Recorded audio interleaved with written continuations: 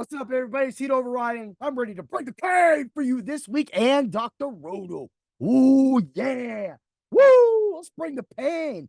So, on this, I wanted to throw in a real quick podcast. Again, back to back. We're doing it for Dr. Roto today, right? So, I wanted to go over my 10-team mock draft. Now, I know it's 10-team, right? So, the league can be a little crunched. There's going to be better players on better teams. It really comes down, but you got to be smart. Again, you can't just always think that people are going to be in 12, 14, and 16 team leagues. Some people have 10-man leagues. I have a 10-man league where we actually brought up, or two of the sons got old enough to play fantasy football, and we just added them as 9 and 10. So you have to be sharp, again, going back to these leagues. So when I do a draft article, I literally know that there's every other expert out there on every other site and even our own that are doing all these drafts. But for me, what I always like to be different. I like to differentiate, and I like to make sure that I'm a chameleon. Yeah. When you do the draft with the Macho Man and the Macho Raw, yeah, the Heat Override, you're going to be in for a hell of a break. Yeah.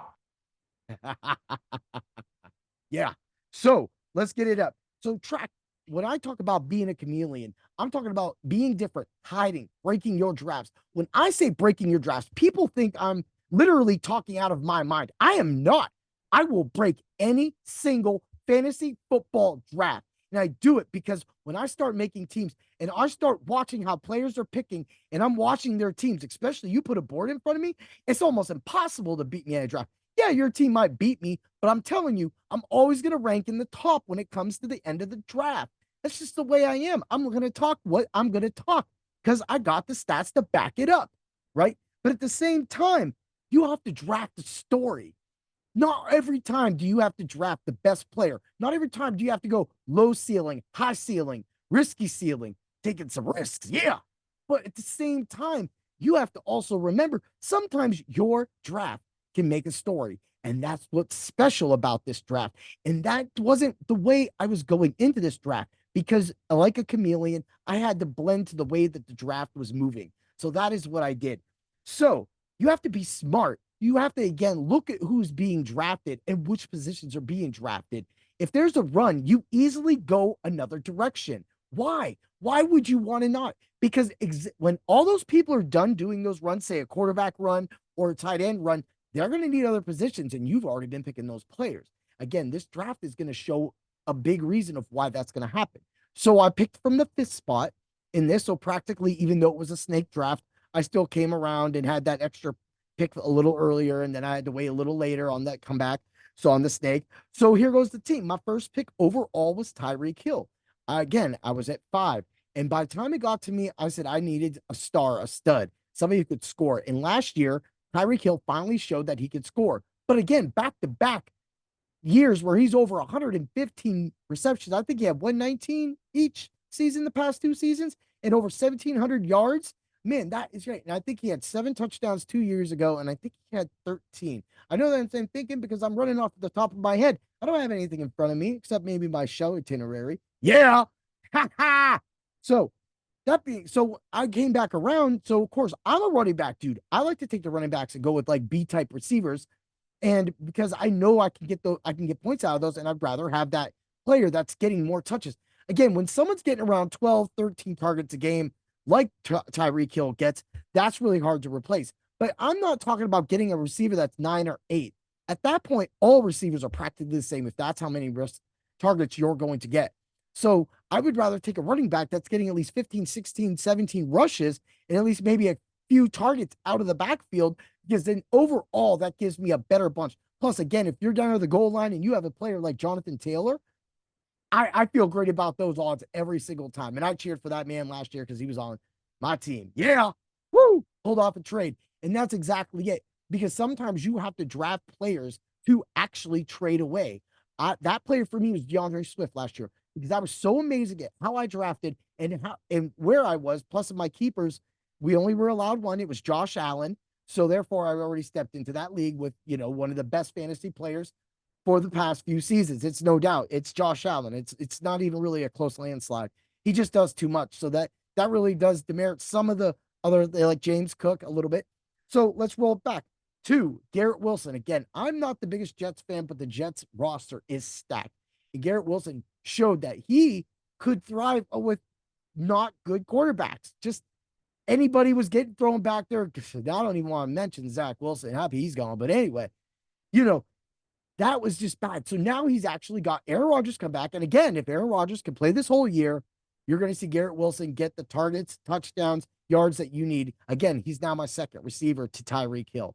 Third round came around, and I was looking at running backs, but I didn't want to go running back because Josh Allen was there. Now I'm trying to see, okay, I'm making Josh Allen, I have Tyreek Hill, and I have Garrett Wilson. I'm feeling really good about myself, right? So now you're seeing how my team is developing. I have my receivers, I have my targets established, and I have the best fantasy football player right now. I'm excited. I'm literally excited. So when it came back around, Cooper Kupp was still there. Cooper Kupp. So guess what? I picked Cooper Kupp. Now I want to backtrack a little bit. Now the Garrett Wilson, I was looking at Breece Hall, but Breece Hall was picked before I got to my pick. So forward back to Cooper Kupp. Also, Puka Nacua was picked before Cooper Kupp. I get that everybody's out on my boy Coop, right? But at the same time, when those targets are there, and Stafford still peppering him and peppering Nacua with targets, Cooper Kupp is still a threat. And the fact that he is my third receiver when he was only a first-round pick last year, even when he was coming off of an injury, and then the previous year coming off his monster year and a Super Bowl win, the Rams are all in right now. And this is practically Stafford's swan song. This could be his last season. So he's going to want to pad his stats, and there's no better way to pad your stats than to get Cooper Kupp the ball. So now I got Josh Allen, Garrett Wilson, Tyreek Hill, and Cooper Kupp.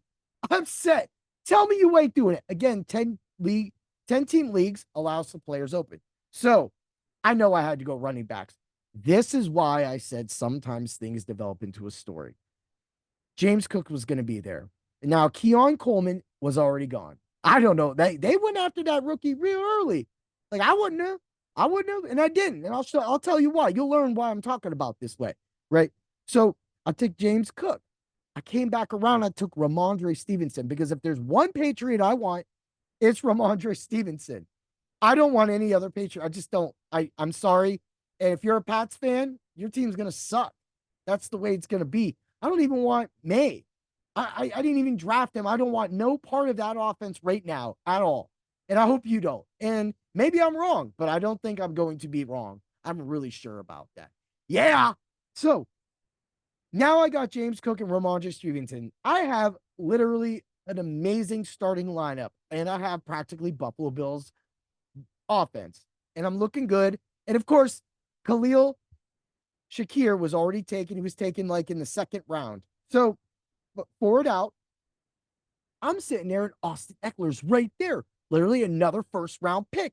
I pick Austin Eckler. Why not? Why not? Why wouldn't I? 3 running backs in a row. Yes. And I'd make the fourth one. Nick Chubb. People are scared of Nick Chubb. And this is what I'm going to tell you. Go ahead. Be scared. Every single one of you experts that doesn't think Nick Chubb is going to come back and smash is literally not an expert, because Nick Chubb, getting him this late in a draft, gave me 3 amazing receivers, 4 amazing running backs that all can game break. My team is deep. I have a flex. I can do anything. I can play the matchups.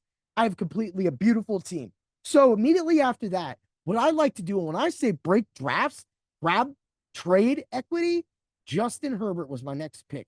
Maybe I reached or maybe I didn't, but I will tell you this.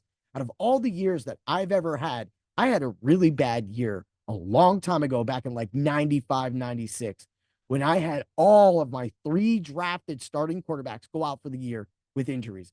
And we only had 3 pickups. I was at ends, people. I was at ends. I didn't know what to do. And this was like, I made a vow to make sure that I always have a viable backup. When I won the league championship a few years ago, after winning it last year and then losing it, winning it 2 years ago again, and then losing it last year, taking 3rd place, which is no knock. I've been winning it. Somebody else needs a piece of the peyote. Eventually, I can't be that. But hey, when you look at 2 first place finishes, a third place finish, and a fourth place finish, all cashing extra cash in the league in 4 years in a row, and know that Josh Allen was my quarterback and I was picking at the back of the draft the entire time, only gives you more merit to understand and listen to some of the words that I'm saying, because I'm speaking out of my wits that when I say you break a draft, you break a draft. I got that. And it worked out good for me last year when I had Dak Prescott and I had Justin Herbert, and Justin Herbert went down. And I was really on Dak at the time because he was really killing it. I had to finish out with Dak, but I had CeeDee Lamb on that team too. See? So that's what happens. You kind of make a story. So I made that story by selecting Dalton Kincaid as my starting tight end with the next pick, the 10th round. And this was huge for me, people, because now I do have this story. It doesn't matter that I missed out on Khalil Shakir, and it doesn't mean that I hated missing out on Keon Coleman. But at the same time, to get Dalton Kincaid, which I've seen more from than Coleman, I'm with that. I don't care about Knox. Knox is fine taking a back seat. Bam. Next pick, DeAndre Hopkins. Now, again, this is a 10-team league. That's why I'm getting some of these players. But you're not going to tell me that I ain't going to have a backup like that, right? Next, backup tight end, Pat Freiermuth. Bang. Now I got my 1-2 punch. Yeah, I drafted backup tight end. I want a good tight end when my tight end takes a day off, right? Or I want to be able to make sure, because now that Russell Wilson's in Pittsburgh, I'm all on that offense. Russell Wilson knows how to get his players the ball. He's a threat out of the backfield. People will not be able to do that. And what happens in Pittsburgh? The Steelers always have a tight end streak over the middle, and there's always a tight end around. That's Pat Freiermuth. If you're not drafting Pat Freiermuth, he's literally going to be the sneakiest tight end you can draft this year. And that's, again, why I got him this late in an expert draft. Bam. I rounded out the next 2 picks by just going Ravens. Justin Tucker. Now I have the best kicker. Ravens defense, one of the best defenses. We're going to end this out so we don't waste time. Number 15, handcuff, Antonio Gibson. Can't help it, right? And here it is. Bam! I bring the pain. Last player, Curtis Samuel in Buffalo. Give me the Buffalo stack that nobody really thought of. But while Coleman is a great prodigy and how I think he's going to be a great receiver, Curtis Samuel is a veteran, has already played under crappy quarterbacks for years. Now he literally gets his best quarterback he's ever played with. And you think that nobody is drafting Curtis Samuel? This man needs drafted. Mark my words. Hit override. Bringing the pain. Saying it out. That's how you do it. That team's amazing. This team, I would love to see this team play in a league, because I'm telling you right now, it's going to be hard to beat them. This team would be definitely the top 3 in that league and should win the championship. Yeah, get over to Dr. Roto, code Doc, get you 10% off your subs so you can get into my subs only Discord. You can talk to Doc, you can talk to Danger, you can talk to every single one of us. MLB is going on right now. Get in there, get it, talk to Lou, and then talk to me in my defensive chat. IDP, because I'm the IDP hero. I'm ready to bring it for you. If you didn't check out my tiers, get to Dr. Roto. Check out those tiers. Check out my tier podcasts that are coming up this weekend. So be ready for that. I got 3 of them. 3 of them. Defensive line, linebackers, defensive back. And that's how we're bringing the pain this week, people. Get to it. Have fun. Draft like heroes. Break your drafts. And listen to me and my draft. Because if you do, you will be a boss. Yeah. Woo! And may the draft be with you. Yeah.